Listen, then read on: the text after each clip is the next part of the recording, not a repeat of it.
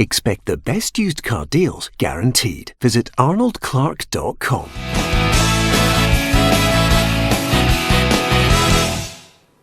Welcome to Peter and Roughie's Football Show. It is Friday, the day after the nightmare that we witnessed between Scotland and Kazakhstan. Alan Rough and Barry Ferguson are with me here in the studio. We've had, well over 24 hours now to digest it. Is it any less painful? I don't think so.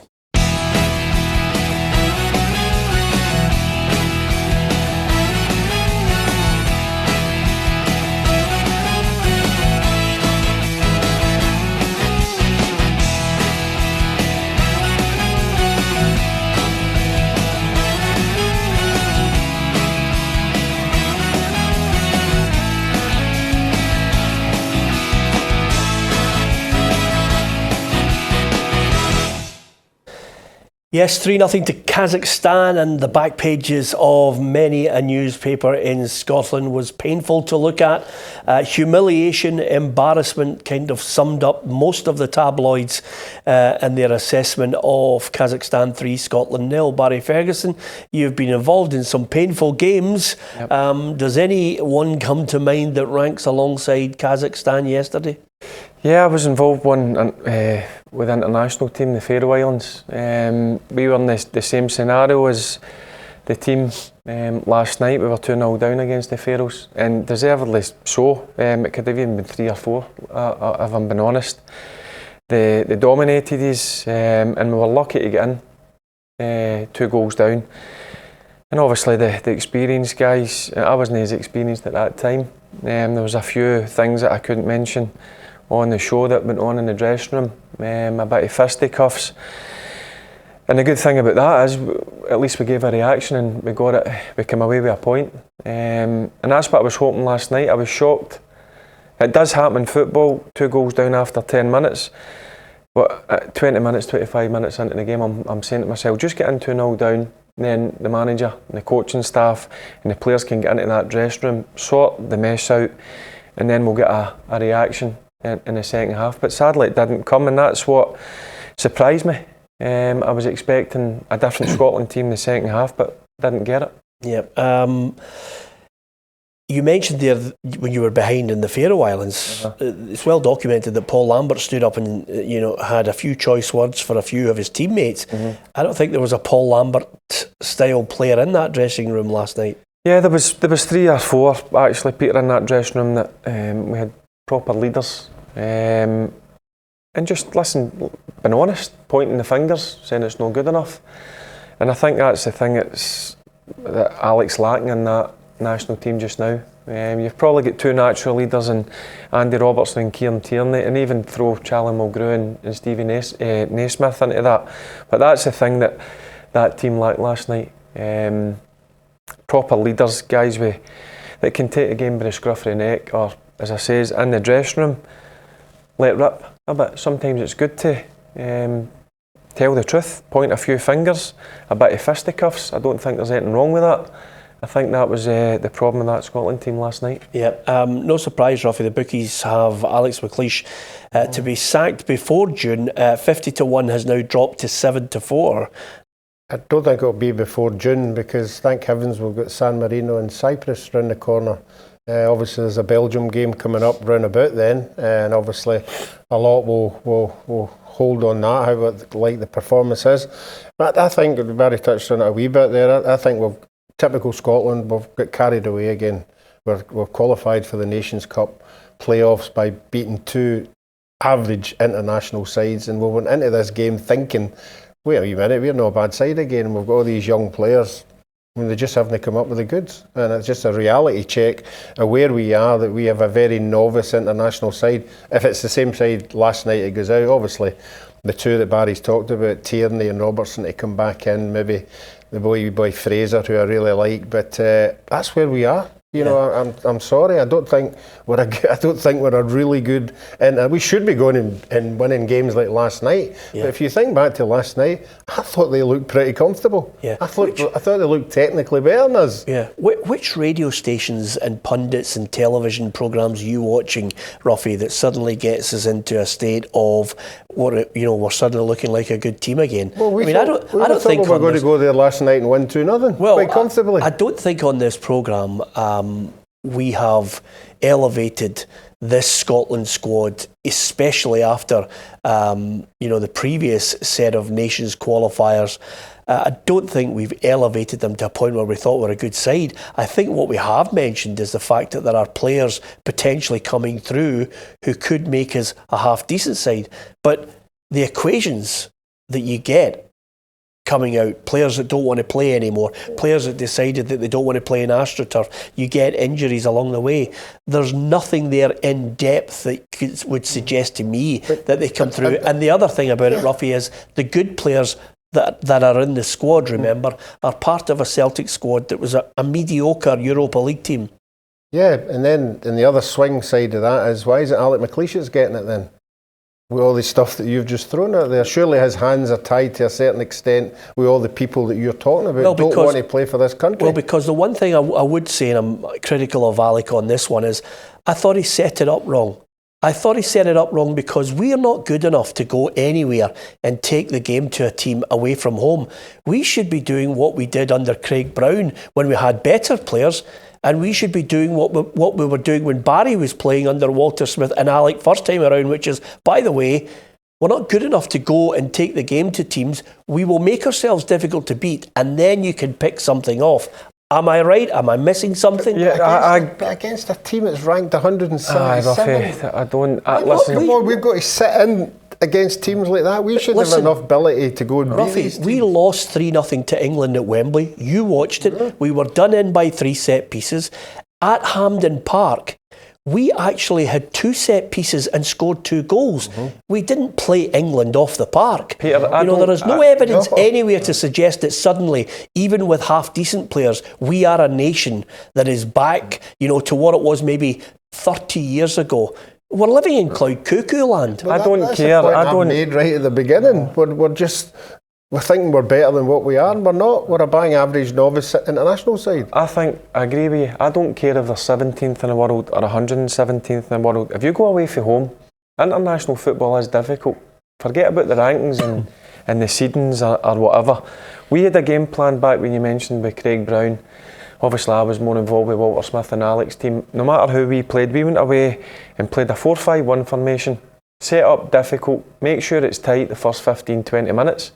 And then if we get a goal, eventually the game will open up against the poorer teams. And then we'll maybe get 2 or 3 goals. But we were always set up a certain way. We wouldn't change whether it was a top team or one of the lowest ranked teams. Yeah, we are bang average at the best of times over a long period of time. In fact, I would go as far as to say over the 20 years, the team that you played in came oh so close to doing what no other team had achieved. But it had players that were all playing Champions League football or European football or were down in England. Yep. There was a good nucleus of players who were all playing good football and were actually getting to the last 16 of the Champions League, if you look at the teammates that you had then. Also there was a good amount of caps. Probably the average caps in the squad was maybe 25-30 caps the guys had. I mean, you look at that team last night, a lot of inexperience. But again, look, the team that I played in, I don't think any of the guys who I played with will mind me saying this. We had good players, not top players. So we had a way of playing. We were realistic when we came up against teams, whether they were good teams or so-called bad teams or poor teams, whatever you want to call it. We were realistic the way we had to play, and it suited us, whether that be at home or away from home.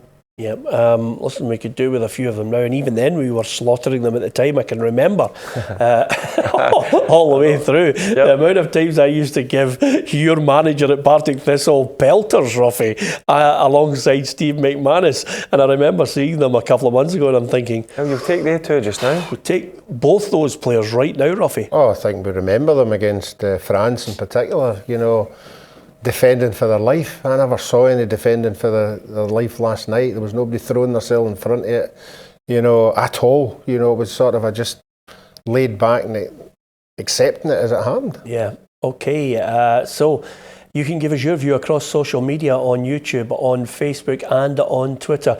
The anger continues. We'll talk more about Scotland after we have a look at the quiz winner.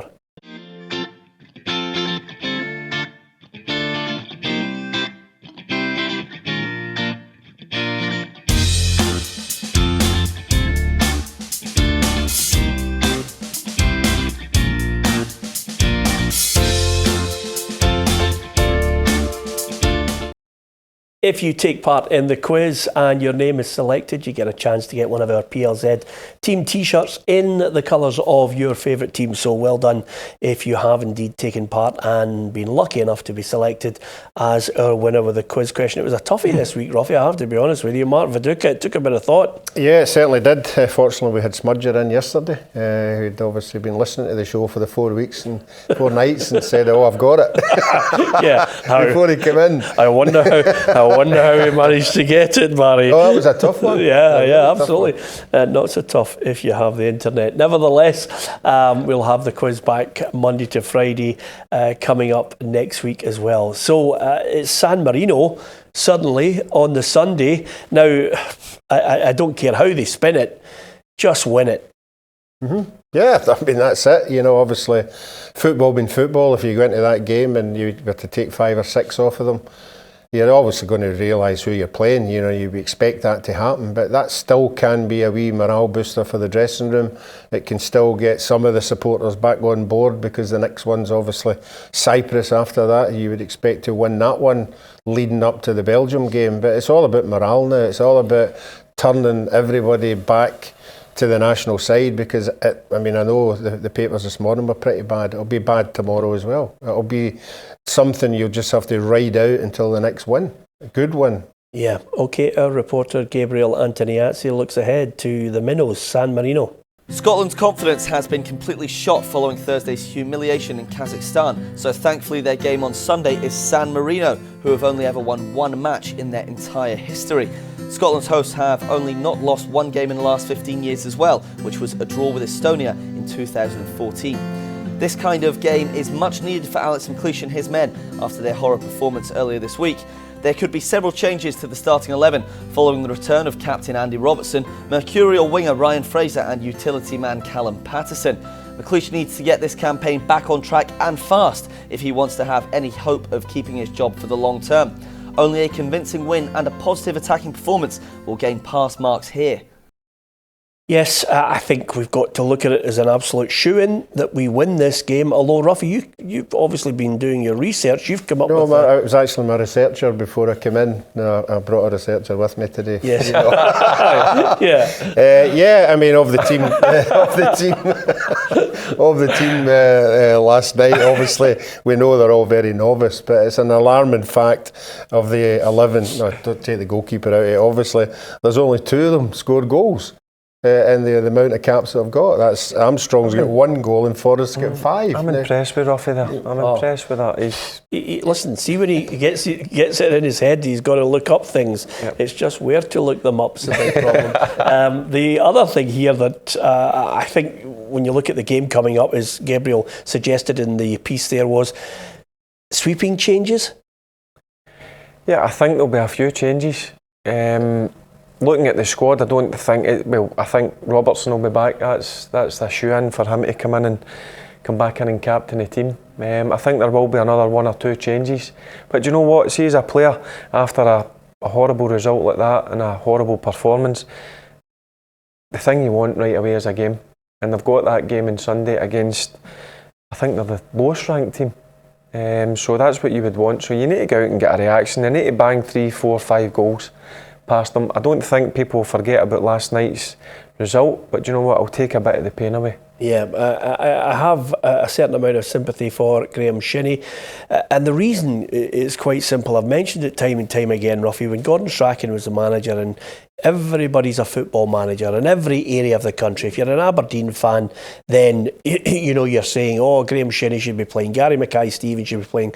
Quite simply, Gordon Strachan at the time said he's not the best left back we have available, and he's certainly got no chance of getting the midfield because we're so strong in there. And he wasn't being hurtful to the boy. It was just a statement of fact. And Graeme Shinnie, like so many other players around the country in a poor league that's trying to get better, Roughie, are being elevated to a status that they just cannot hold.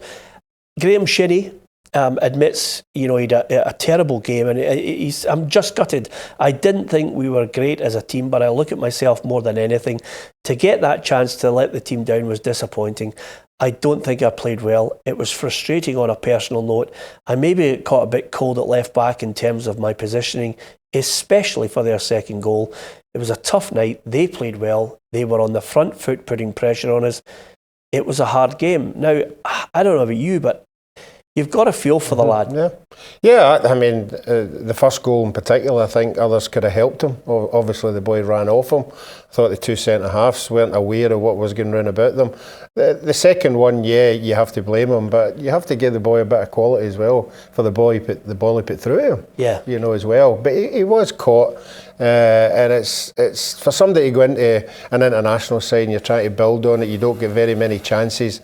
It's a horrible thing to deal with as an individual. You've got the whole. It's okay. Like I keep saying this, it's okay pulling on an Aberdeen and a Hibs and a Hearts and a Rangers and a Celtic strip. You can deal with that. But when you pull on that blue jersey, it's a whole country you're representing. It's a different pressure. It's different. You've got to deal with things like that. And I think Gordon Strachan made a good point yesterday that there wasn't enough people on that park had experienced that. 2 goals in the first 10 minutes and then had to rectify it. I mean, Barry had people in his dressing room at the Faroe Islands who had the ability to rectify what had happened. I don't think there was anybody in that team could have rectified what happened yesterday. Yeah, and there are other little fallouts from this as well, Barry, which is quite simply, why take Kieran Tierney on a journey to Kazakhstan if he's not going to play there and he's not going to play against San Marino? Yeah, it's a strange one, but we don't know. Maybe Kieran Tierney comes to me as a guy that maybe want to go and support his teammates. Yeah. I think that's the type of guy he is. I don't think he would have minded going over and supporting, knowing that he's not going to play. I think he comes across that kind of guy that he'd want to be still part of it and support his teammates. But it's a long journey when you think about it. Let me suggest to you, you're only a week away from one of the biggest games of the season domestically. Yep. Why would you want to travel? I'm sure Kieran would have spoke to the medical staff also at Celtic, and they would have been in touch with the Scotland medical staff, and he would have been getting the correct treatment. I don't think he would have went there no getting any sort of treatment, and I'm sure Celtic must have okayed it because obviously he's one of their most important players. And they're obviously going to want him fit for one of the most important games of the season. Yeah, Roughie, you've mentioned there, Barry's mentioned going and banging 3 and 4 goals. Mm-hmm. I mean, there was a moment in the game where there was 2 or 3 passes that Armstrong picked out as well as McGregor to Oliver Burke, and his pace was blistering. And I thought, he could do some damage here today, but it didn't materialise. I don't know where the goals are coming from at all. I don't know either. I don't think we now have, since Lee Griffiths has went out, I don't think we've got a recognised striker. I don't think we've got somebody who's cocky enough to think they're better than what they are and just give me the ball and I'll win the game for us. With James McFadden, who used to do it all the time, single-handedly. I don't think we have anybody like that. Nobody's sort of established himself to give us the confidence that he's the guy. But San Marino, we're all talking about we're going to score goals. Let's hope it's somebody in the team maybe gets a hat-trick, and that might just be the person that kickstarts their international career. They need to score goals, as simple as that. They need to win the game convincingly. I don't think Alec will need to do a team talk. I'm sure if I'm in that camp, in that squad, that's the only thing I'll be talking about. The game on Sunday. Yeah. I want a reaction. Well, can I ask you this? If he doesn't get anything less than a win, Roughie, you know what's coming. If he doesn't get anything less than a win, hold on a minute. If we don't beat San Marino, obviously, I think Alec's been in the game long enough to know that it's not happening for him. And he would have to, I think so. Yeah. You'd have to go. Yeah, well, I would think so. If San Marino beat us, yeah. What if they draw? It's impossible. Draw might not be a bad No, listen, that's impossible to think. Here stands a man who tries to put a positive spin on Peru 3, Scotland 1, Barry. Barry, for me, I'm sorry, a draw or a defeat. I'm not even thinking the game's up. That's the way. We're that poor. No, listen, no disrespect to San Marino, but listen, we should be taking 4 or 5 off them. Look, even with that squad we've got just now, missing the players that we mentioned previously. The only thing is, it does worry me that we've not got a natural goal scorer. Yeah. Roughie mentioned Lee Griffiths, obviously he's got his personal problems. Fletcher looked good the last time, injured. Nazy's a player. Barry, I will give you this. The San Marino manager will be saying to his team, as he says every international, we are not good enough to take on any of the nations we're playing. Sit in, defend. We might get the odd set piece. You never know. You never know. So, fingers crossed, Scotland can do it on Sunday, or Roughie, in his usual rapier-like punditry, has said he's got to go if we don't get the win. Thanks to Barry and Roughie. Thanks for watching.